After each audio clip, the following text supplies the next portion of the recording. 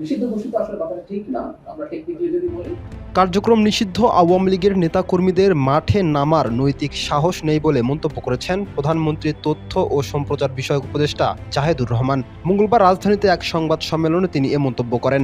তিনি জানান, মাফিয়া, লুটপাটকারী ও আইন ভঙ্গকারীদের কোনো নৈতিক সাহস থাকে না।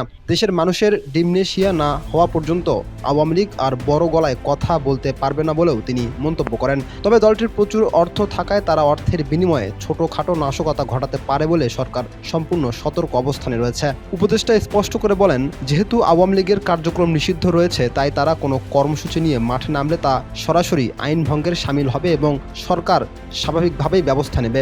জননিরাপত্তার স্বার্থে দেশের কিছু ঝুঁকিপূর্ণ জেলায় সেনাবাহিনী মোতায়েন করা হয়েছে। এর অর্থ এই নয় যে আওয়ামী লীগের বড় কিছু করার সক্ষমতা রয়েছে। এছাড়া দল হিসেবে আওয়ামী লীগ নিষিদ্ধ হবে কিনা তা বিচারিক প্রক্রিয়ার মাধ্যমে আদালতের রায়ের উপর নির্ভর করবে বলেও উল্লেখ করেন তিনি।